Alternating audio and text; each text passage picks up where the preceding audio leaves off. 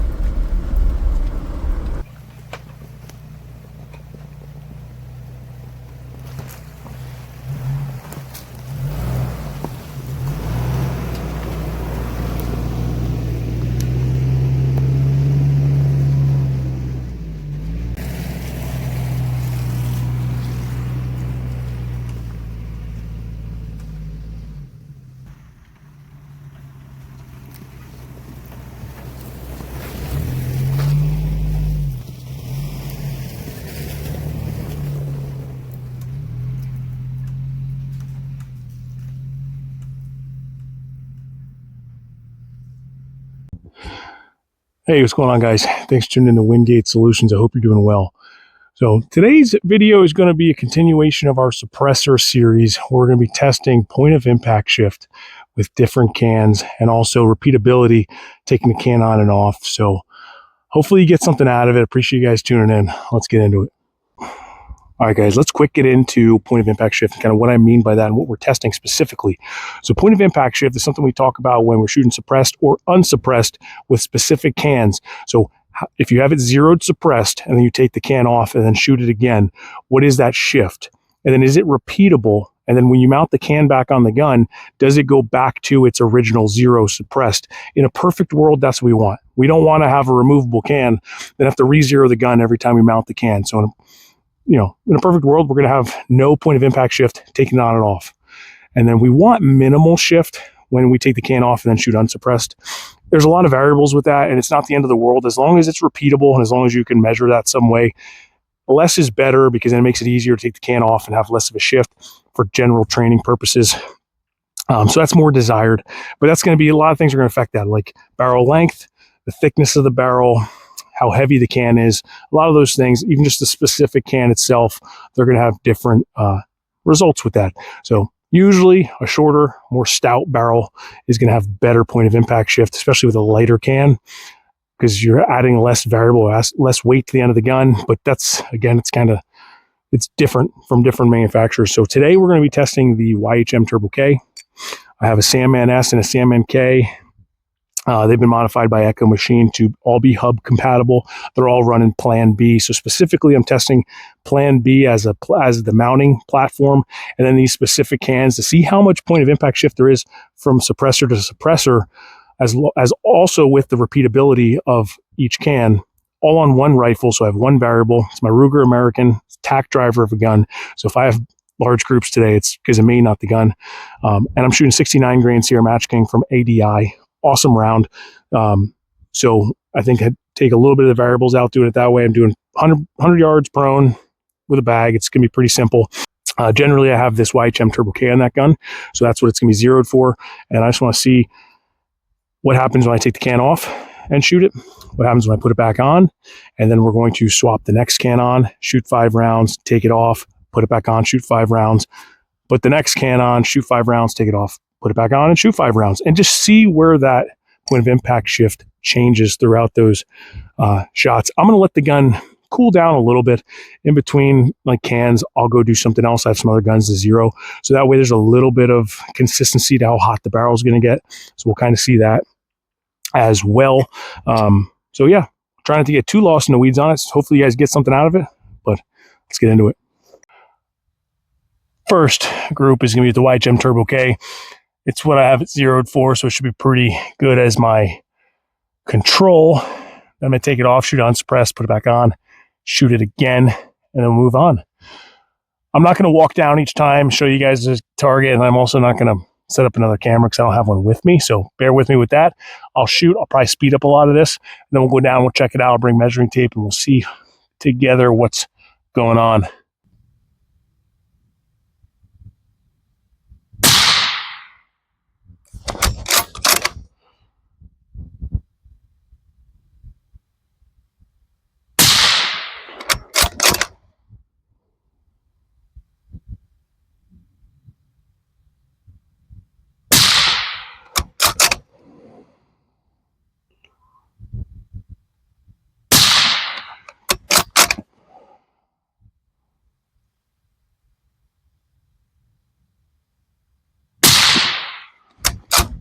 All right. Cool. Not a bad group.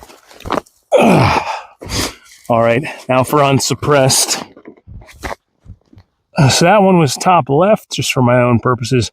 Now I'm going to move to the top right. See what happens.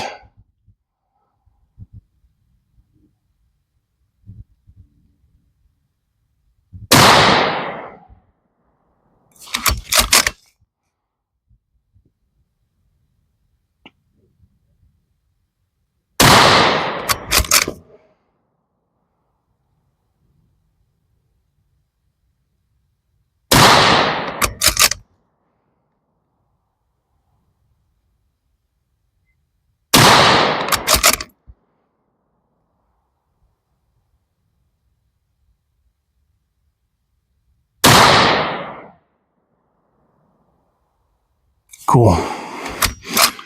So just telling you what I can see through the scope at the moment. Kind of surprising there. Group mostly just moved half an inch left. Really wasn't much vertical deviation, which was kind of surprising. At 100 yards, usually I have a little bit more than that, but it is a real light can, so that's cool. 16-inch barrel. It's like a medium profile, so it's not the skinniest barrel. And there may be more of a shift once it gets hot, but it was definitely not as nice of a group.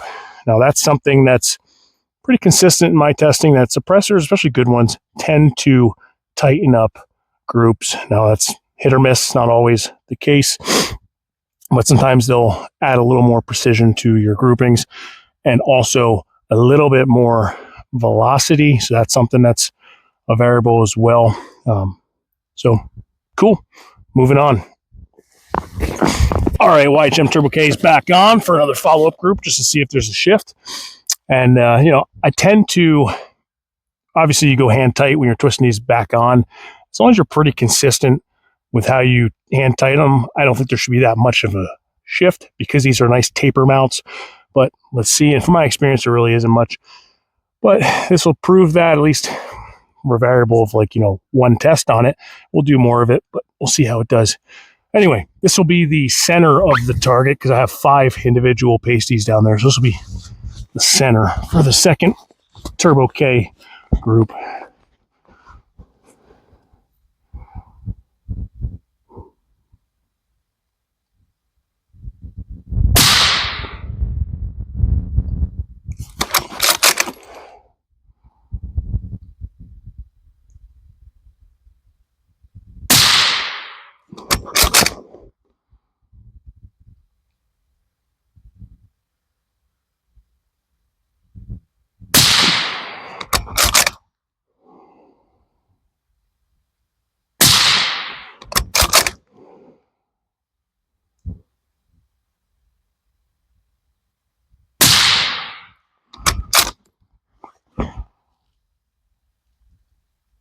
Nice.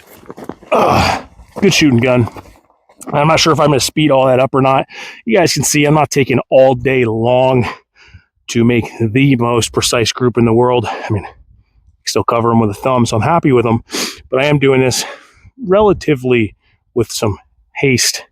Not to make excuses or anything, but I'm just letting you guys know I'm not lead sledding this. Like, obviously, I'm going to have a little bit of a variable to this. This gun's awesome. That's why I wanted to use this gun, because it gives me a little more leeway because it just tends to shoot so well. But yeah, cool. Happy with those groups. We'll show you guys in a little bit. So I'm going to let this thing cool down. All right, guys. Up next, Sandman K. I'm going to do 5 rounds, take it off, put it back on, shoot 5 more. Let's do it. This will be bottom left of the target, just for my reference.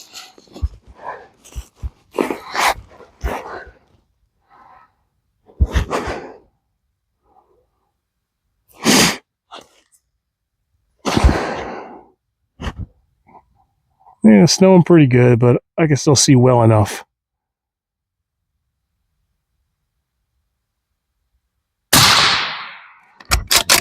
Nice. Well, I like it already.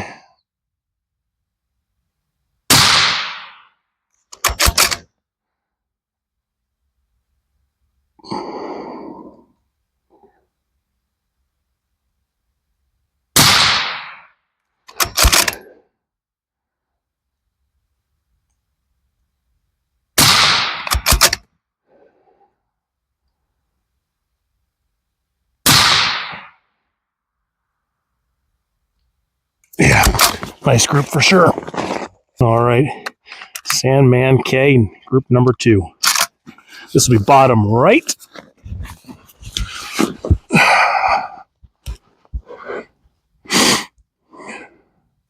And so I stay consistent. I'll take my gloves off. Not that it really matters, but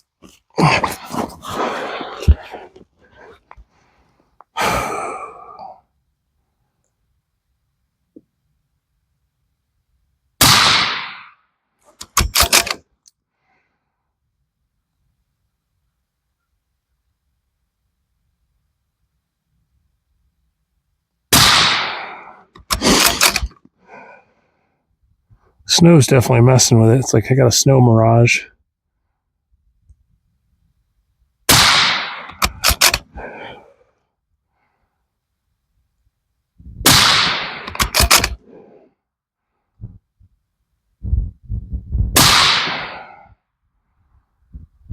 All right. Not as nice as a group, but that's okay. It was probably me. It was a little bit tricky to see on a few of those shots just because the snow is coming down pretty good. At 100 yards, I got a lot of snow coming down, so it's almost like I have a mirage going on, even though I don't have a hot. That can really isn't that hot after 5 rounds. All right, next up is that Sandman S. So this being a full-size can and substantially heavier than the others, I'd assume this would have a little bit more of a point of impact shift compared to the other cans, but we'll see.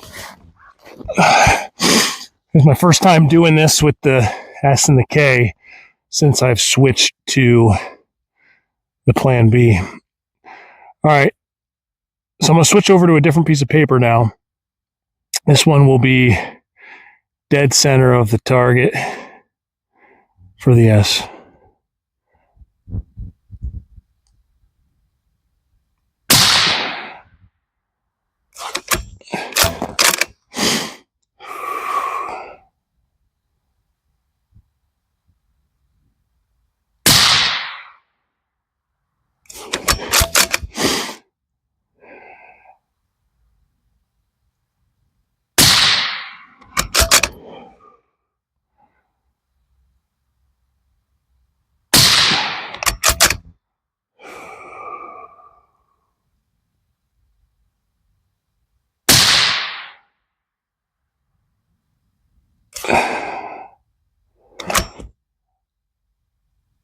Cool.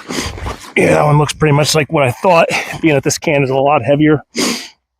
It definitely had a impact lower than the other ones, but that's kind of to be expected.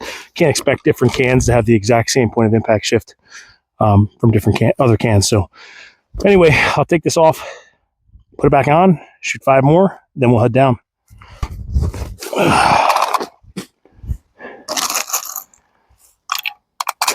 Definitely not the best day to be doing this, but that's okay. I can always do this test as a follow-up to get a little more data point, just for fun.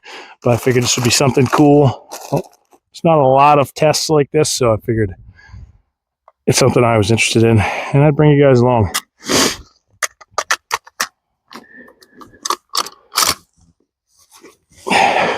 All right, last 5. Let's see what part of the target is nice and clear.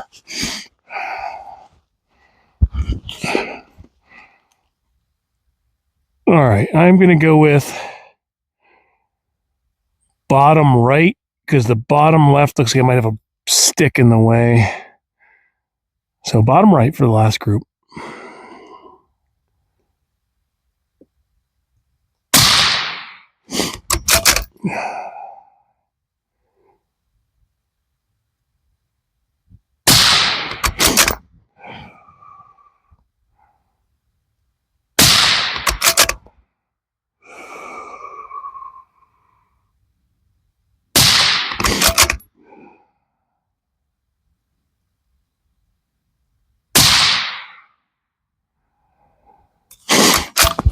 All right. That group opened up a little bit too. So one variable could affect us a little bit.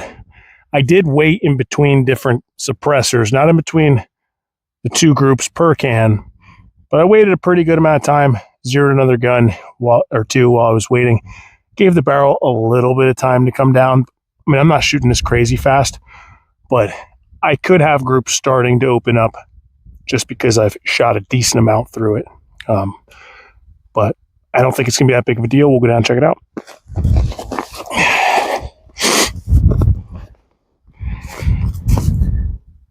All right, guys, let's talk about some of this for a second. So first of all, just a sample size of this many groups. So it's not really enough data to have any concrete evidence on, but it's still something cool to look into. I'll definitely be doing some more shooting in the future, specifically with like each can, more groups to show the repeatable difference. This was more of a test for me to see the point of impact shift between a few different cans, which I think is kind of cool. And we got some cool results. So we'll look at this for you, and I'll try to hold this camera up while also measuring for you guys. And not my best shooting, not to make excuses. I wasn't, spending all day out here making shots. I was kind of shooting at a decent pace, and I'm still happy with the results for what I got. A few flyers here and there, but that is what it is. I'll just take that as being me. Still going to measure those in as part of the groups because I don't believe in measuring groups without flyers. So you shot it. That's the way it's shot. That's kind of the data point you got. That's my opinion, but is what it is. I'm not really that important. So take my opinion lightly, I guess. So this group here coming in at about 1.5 inches is my Turbo K, that first group I shot. And then this group over here was actually my Turbo K as well. Looks like about 1.25 inches. So that was actually, when I first got here, zero confirmation off camera. I did take the can off between those groups, and I was talking to you guys on camera. So that is technically a data point from this group to this group. I had, looks like 0 point of impact shift. That's cool. And then this one right here was also the YHM Turbo K. That was after I shot unsuppressed, so unsuppressed is there. But here's the YHM Turbo K again. Decent group. Looks like those are the two furthest apart. It's somewhere around a 0.75. Not that it really matters. So a 0.75. It looks like maybe a tiny bit of a shift right, but I would say that's possibly the point of impact shift from the can, or it was just maybe me, way I mounted the gun, my cheek pressure, things like that. So future testing this will definitely help solve that. But still not bad. It's not like it's something like it's not off the bullseye. It's not so much that I'm not going to be happy with that point of impact shift for like a general purpose rig. If I was shooting a precision rifle where I'm expecting this thing to be a tack driver at long range, I'm going to tend to put a can on that type of gun and I'll leave it on there, confirm my zeros and get data points and not be messing with it as much, more than I have to. But it is nice to be able to have a can, especially these Plan B mounts, that I can pull off and put on a few different guns and know that when I put it back on the rifle, it's going to be somewhat where it needs to be. So that's nice to know. So that's that Turbo K. Here was that group, unsuppressed, not very good of a group. I don't know what I did, 2.4, about 2.25, 2.25-ish group. Sandman K and Sandman K. Cool thing about these groups is they're not that far off from those Turbo K groups. So that's kind of a cool thing as well. They're not too far off in weight between those cans, especially the way I have them set up with that Plan B mount. The Sandman K is only it's a couple ounces heavier. So kind of cool to see that there's not that much of an impact shift. Now, again, this one here, a little bit of a shift right. Whether those shots were me or it was just the rifle, who knows, probably me, but not too much of a shift there, at least at this distance. So kind of cool. And then we jump over to the Sandman S. So here's kind of what I expected. That can is noticeably heavier than the other two. So we have a full, 1.25 inches drop, maybe a little over 1 inch of a drop between, again, not the greatest group. That one is under 1 inch, and that one is just at 1.5 inches. So you guys can kind of see that as a reference. So that's kind of cool to know. I definitely can't guarantee shooting like my Turbo K on one of my ARs and then swap that S on and expect it to have the same zero specifically at distance. For up close shooting, it really wouldn't matter, but just kind of a cool data point. I'm going to be testing this more in the future. Like I said, specifically one can at a time. I think that'd be kind of cool. And then maybe do a few follow-up groups with the other cans just to kind of get more of a data on that. So yeah, hopefully you guys got something out of this. All right, guys, that's going to conclude the video. I really appreciate you watching. So my gear's covered in snow. It's cold out here. It is going to be fun cleaning up and getting everything dried out tonight. But I hope you got something out of it. So I know it was limited as far as the actual data we got at the end, and it's only a sample size of a few groups. We'll do more testing in the future to kind of get a more established amount of data. This is kind of a baseline for me. Just kind of talk about this topic for you guys. Hopefully you got something out of it. You know, if you guys run like a precision rifle, or you know, I'd recommend kind of having one can married to that gun. And it's okay to run on a few different rifles, but there isn't really that much relevance to running a few different cans on one rifle. I just wanted to use it as a baseline to see what kind of point of impact shifts we're getting from those. So hopefully, again, you got something out of it. Anyway, if you like this content, hit that thumbs up, hit that like button, share with your buddies, subscribe if you're not already, and comment down below, please. And if you want to support us any other way, check out our website, link in the description. We make handmade rifle slings, sling retention straps, and holster leg straps. Anyway, guys, I'm going to go get warmed up. Till next time, get out and train.